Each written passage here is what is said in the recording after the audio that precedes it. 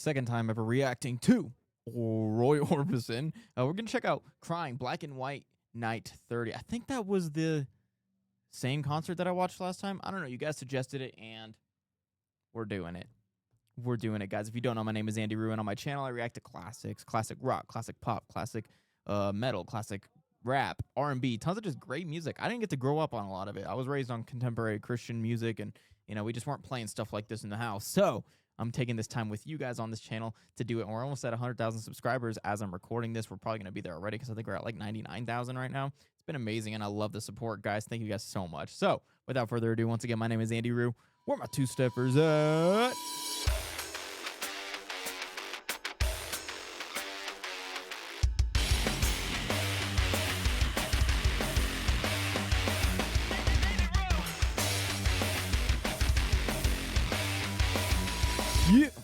Yeah. If you're curious on why my neck looks kind of shiny today, it's not actually terrible. I just got more done to my neck tattoo, so it looks a little different than my little emoji guy. But yeah, it's like a little more shaded in, guys. It looks cool. Definitely felt spicy. I don't know if I'm gonna add much more to my neck. I think I might do some stuff on like the sides of my neck or something like that. I don't know. I love it. It's a sick tattoo. Actually, a lot of you guys haven't even seen it. It's like kind of it's a big boy. Anyway. It's all tender and stuff. I'm like barely touching it and it hurts. All right, guys, let's get it. Let's get it. Pull up the video. Roy Orbison crying.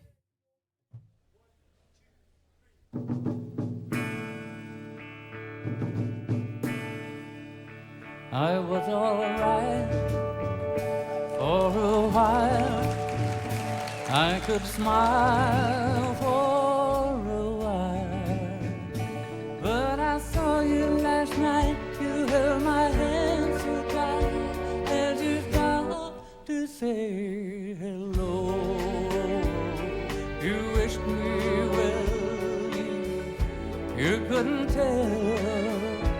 I really liked that break that they did for a couple rests there. I'm really liking this addition of the strings. That was the first thing that caught my ears. I forgot he had strings in this performance. I think I noticed that last time. I could be wrong.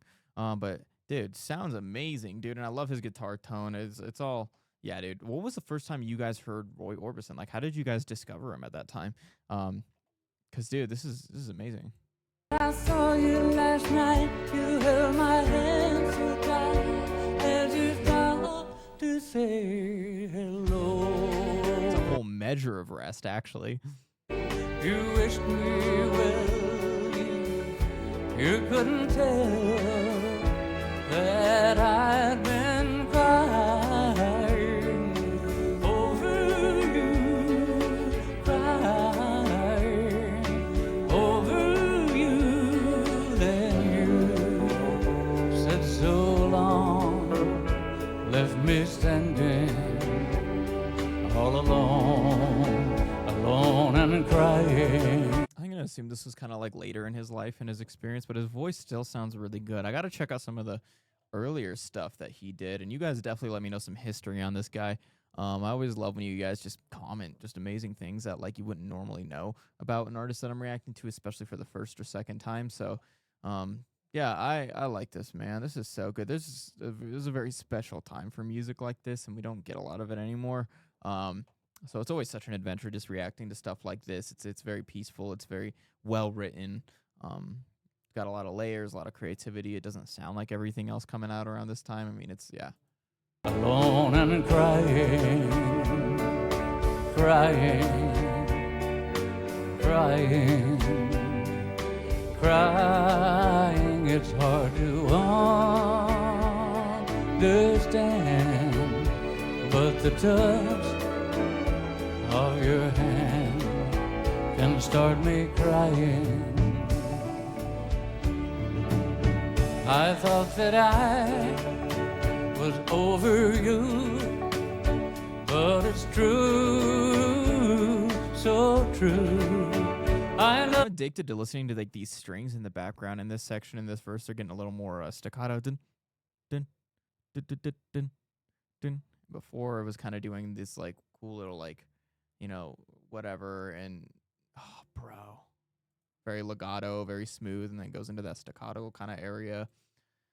Whoever scored this or wrote the orchestral parts, Shout out, because it sounds really good and it complements it really well. It doesn't feel like it's distracting, and the mix sounds great too. You know, whoever was doing the live mixing on this, like they did a great job keeping them under everything to where you kind of just felt the warmth and the slight presence of the strings rather than making it a whole upfront part.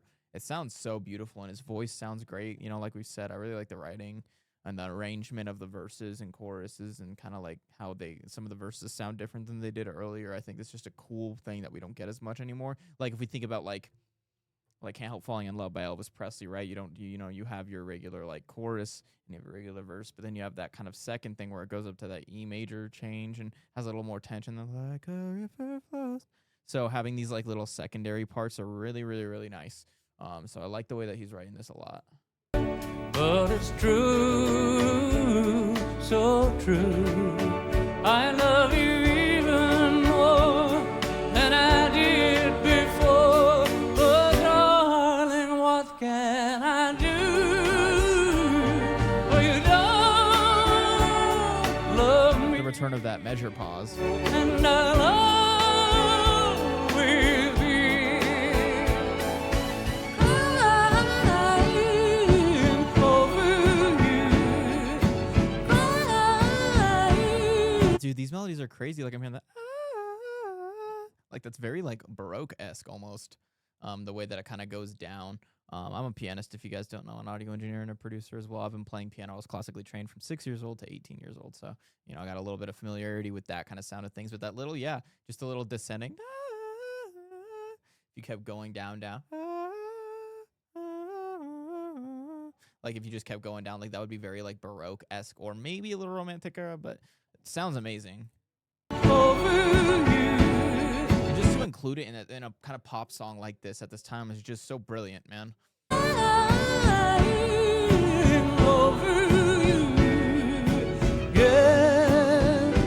Now you're gone, and from this moment on, I'll be crying, crying, crying, crying, and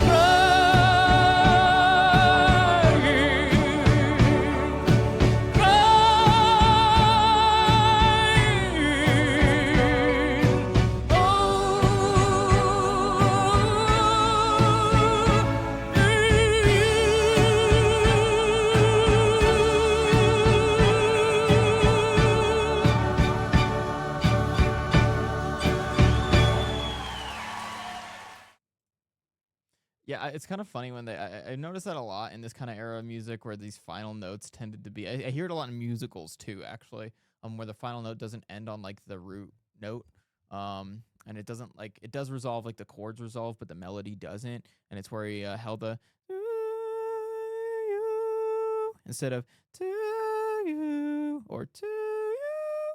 So instead of resolving it, he kept to you and kind of let the chords and the rest of the band do its thing right there. It's a really interesting touch for us pop.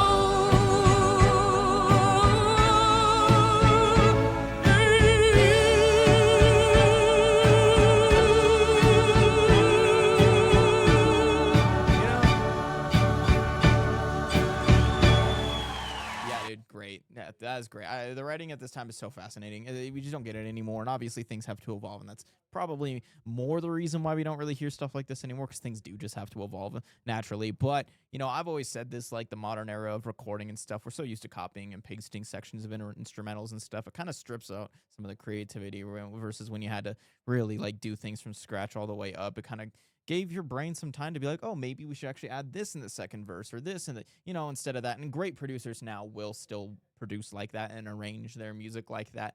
But it's much more like far and few between than at this time where it felt like every single song was just so special. So shout out Roy Orbison, man. That was really good. I love everything about that. So definitely subscribe, guys, and comment some more stuff I should check out if I should check out more by Roy Orbison. And if you don't know, we have a membership where we drop videos early before we drop them to the public. So if you want to support the channel a little bit extra, definitely do that. But if not, no worries. Your regular subscription means the world to me anyway.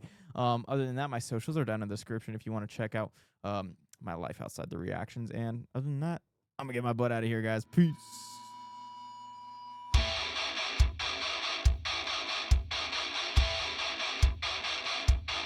Uh.